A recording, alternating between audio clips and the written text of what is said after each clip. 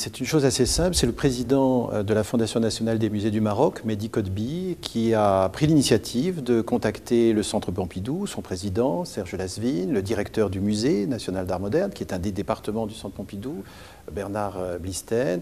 Et c'est avec eux que cette idée a germé de proposer ici à Rabat une grande exposition à partir des collections du Centre Pompidou.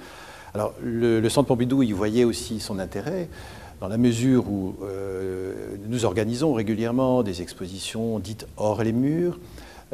Nos collections sont très vues aux États-Unis, en Asie, en Europe bien sûr, en France, mais en Afrique, nous n'avons jamais présenté de telles expositions. Donc pour nous, c'est une sorte de première et nous sommes très heureux que cette invitation, en quelque sorte, du Maroc nous ait permis de mettre un pied sur ce vaste continent qui est encore en attente, je pense, de beaucoup de projets de cette nature.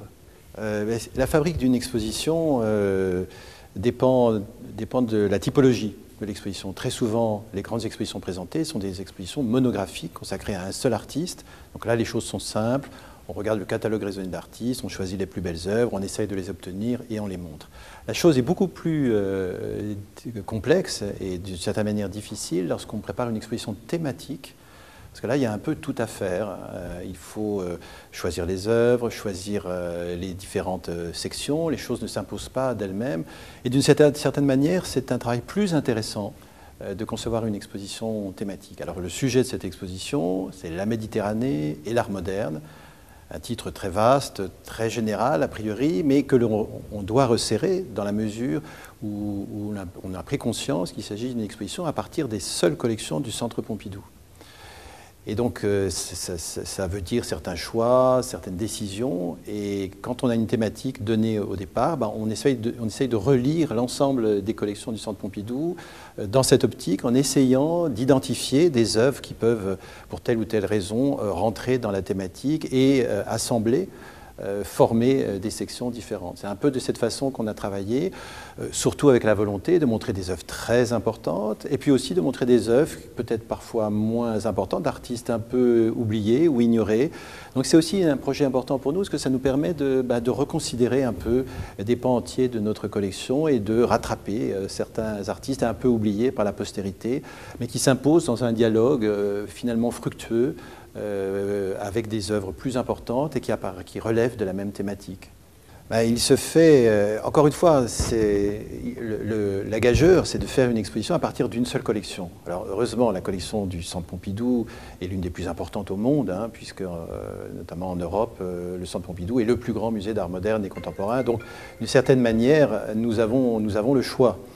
Et puis après, tout dépend aussi de la disponibilité des œuvres, car le Centre Pompidou est très généreux, prête beaucoup d'œuvres, dépose même parfois des œuvres dans les musées en région en France. Et donc, il faut que les œuvres soient aussi disponibles. Alors, à la fois qu'elles rentrent dans la thématique, qu'elles soient disponibles et qu'elles ne soient pas trop fragiles, car les conditions de conservation, l'état de conservation de certaines œuvres empêchent qu'elles fassent le voyage par avion ou même par camion.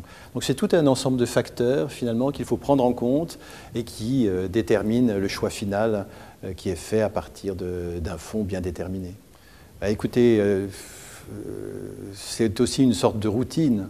Les musées du monde entier prêtent leurs collections. Il y a des entreprises spécialisées de transport qui savent manier, protéger les œuvres, soit par la route, soit par la mer, soit par les airs, par avion.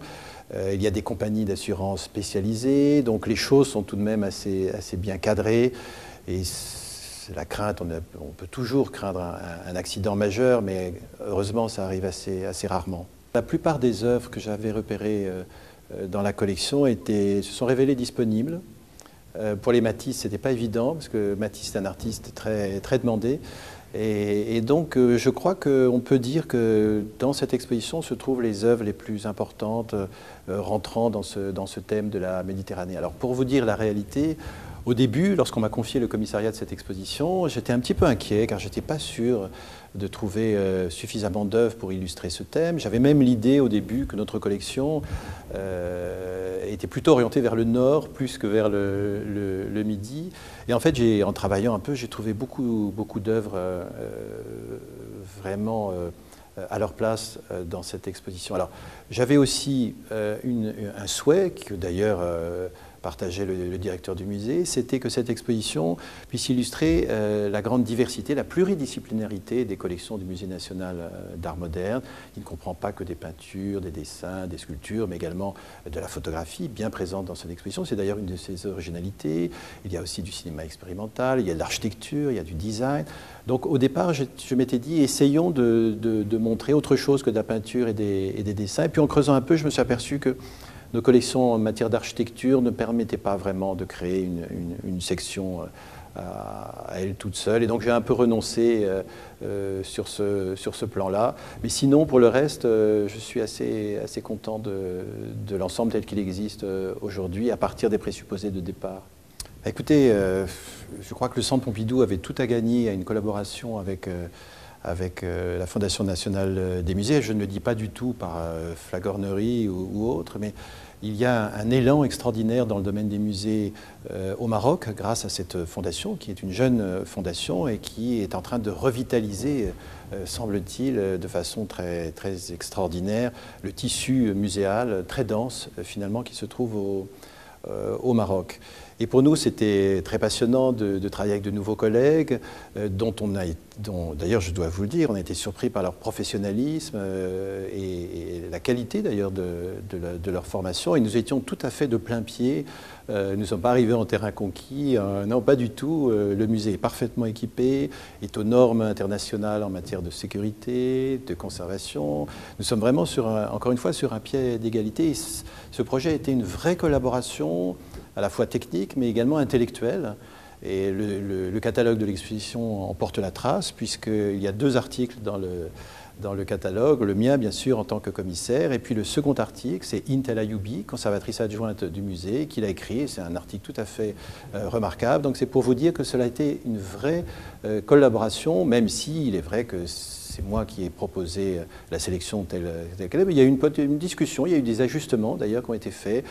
Certaines œuvres ont été jugées moins utiles à la démonstration par mes collègues marocains, et donc on a trouvé un terrain d'entente.